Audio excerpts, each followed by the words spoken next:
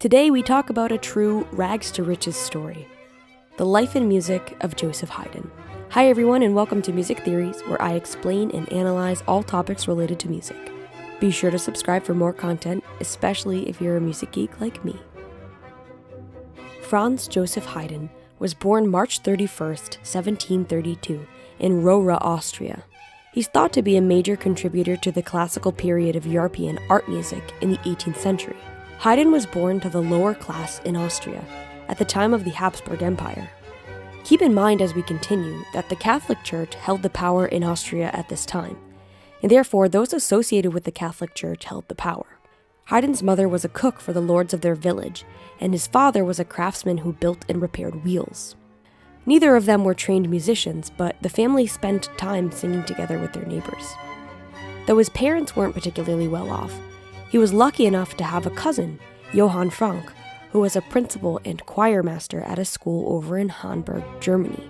His cousin offered to take him in when he learned of Haydn's incredible musical inclination, and Joseph left his parents' home at just 6 years old. He wouldn't return to his parents' home often after that, aside from the occasional visit. So Haydn studied at this school, served as a choir boy, and had the opportunity to learn multiple instruments, including harpsichord and violin. He wasn't treated particularly well in the Frank house, and he was often very hungry and left in filthy clothing. Still, he obtained a solid foundational understanding of music, but wasn't taught proper music theory. He was more or less scouted by the musical director of a church that happened to be one of the most important, and by important I mean powerful, churches in Austria, St. Stephen's Cathedral. With the blessing of his parents, he moved to Vienna to work as a chorister in this church in 1740. Here he gained an even deeper understanding of music through voice, violin, and keyboard instruction, as well as hundreds of performances over the course of 9 years. But still, no music theory.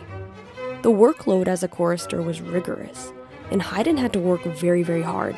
He, again, was not often fed, and worked diligently in the hopes that he'd be invited to sing at aristocratic gatherings so he could indulge in some food.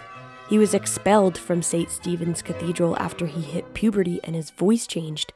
Dees also mentioned that Haydn pulled a prank that put the director over the edge, where he cut off a fellow chorister's pigtails and was caned.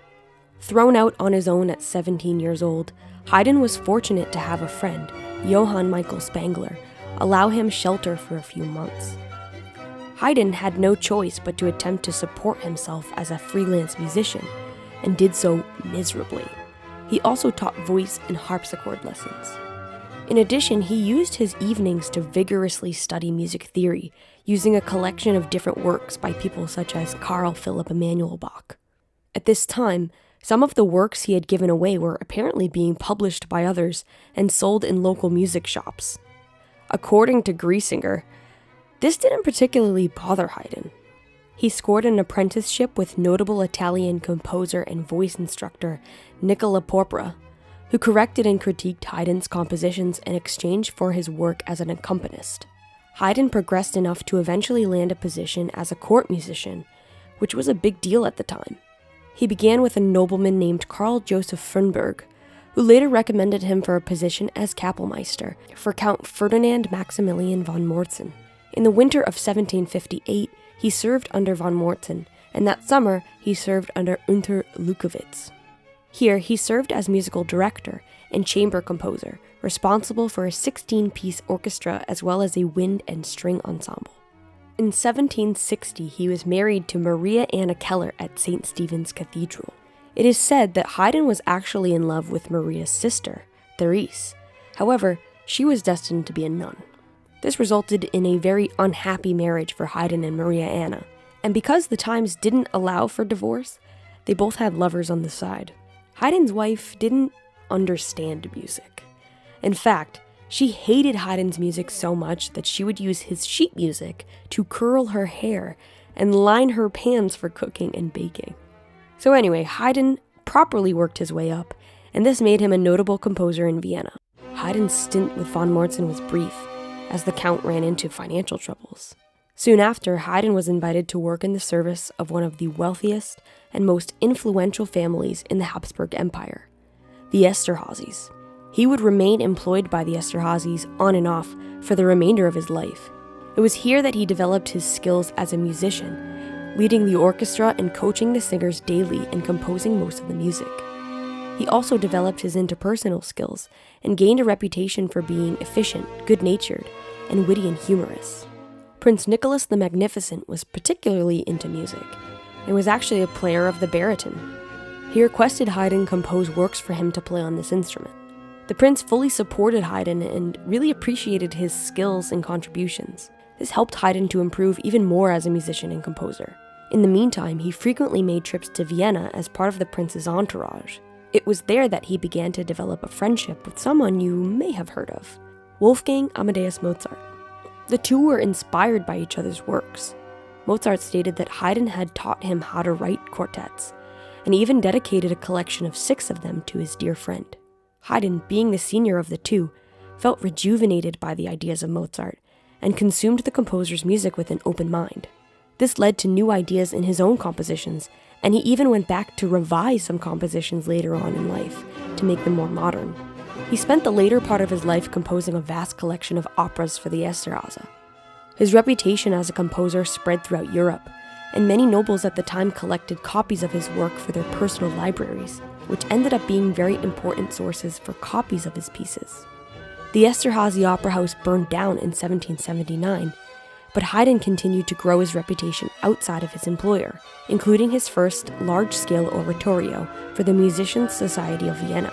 Artaria, a Viennese publishing firm, published his Opus 33 quartets in the 1780s, which set the standard for this genre in the years to follow. During this time, he was also commissioned for 2 of his most important projects, the Paris Symphonies and 7 Last Words of Our Savior on the Cross. In 1790, the unthinkable happened. Prince Nicholas died, and his son Anton took over. Prince Anton didn't care much for music. He actually went ahead and dismissed all the court musicians from their duties, except for Haydn. I'm assuming that this had something to do with Haydn being employed at the Esterházy for almost 30 years at this point. But get this, Anton kept paying Haydn a salary, but he didn't care to listen to his music. So in other words, Anton paid Haydn to do nothing. Tell me that's not the dream. So Haydn began this new era of composition where he had the freedom, but also the funding to explore as he pleased. He was commissioned to write a series of 6 symphonies and 20 smaller compositions by violinist and concert manager Johann Peter Salomon. This job took place in London, so off he went. He was regarded very highly during his time in London. He was treated as a genius, and many young composers looked up to him. Haydn's work was finished after 18 months, so he sought out something new and headed to Germany. His journey was cut a bit shorter than expected, however, when Haydn stopped off in the town of Bonn. It was here that he met a promising young musician and composer by the name of Ludwig van Beethoven. Beethoven, only 22 at the time, was invited to come back to Vienna with Haydn to study composition. Haydn expressed in a letter to Beethoven's patron in 1793 that Beethoven will one day be considered one of Europe's greatest composers, and I shall be proud to be called his teacher. Haydn returned to Vienna, where he resumed working for the Esterházys after the death of Prince Anton. Prince Nicholas II took over and commissioned Haydn to write many pieces for the church. He did make a second trip to London soon after, where he wrote some of his most highly regarded symphonies as well as many quartets. While there, he was inspired to write an oratorio after hearing a piece by the famous Handel. So upon returning to Vienna, he began work on one of his greatest pieces. These were supposedly the happiest years for Haydn, while he finished this work, The Creation. This piece was so popular following its debut that Haydn was encouraged to write a second oratorio. It wasn't as popular, and Haydn blamed the translator of the libretto for his poor translation. It was also at this time that he composed 6 masses, which were later regarded as some of the most important written in the 18th century. In 1797, he wrote what would be used as the Austrian national anthem for more than a century, God Save Emperor Francis. There's a great biographical outline of Haydn's life and works from the Rochester Institute of Technology linked below, which also includes the timeline for where his compositions fit into his life. He wrote his last masses in 1801 and 1802, and then stepped away for a bit and decided not to take on any more large-scale projects. He didn't compose again, as he wasn't particularly well. In 1809, Napoleon besieged Vienna, and Haydn refused to leave his home. Being the famous composer that he was, Napoleon actually assigned an honor guard to stand outside of Haydn's house. One of the officers even sang him an aria from the Creation. On May 31st, 1809, Haydn died peacefully in his home at the age of 77. He put out an enormous library of works in his lifetime. He was known for being able to adapt to the changing trends in music, and for beautifully combining the stylistic subtleties of the composers that inspired him to create his very own unique musical voice. Haydn was also apparently a savvy businessman, and would sell one work to many different publishers. He was known to maximize profits where he could. He was nicknamed the father of the symphony, and even today, he's regarded as one of the greatest European composers of his time. If you enjoyed this brief summary of Haydn, be sure to give it a thumbs up and subscribe if you haven't already. If there's any information on Haydn that I've missed, please feel free to leave it in the comments so I can learn from you as well. Thank you so much for watching.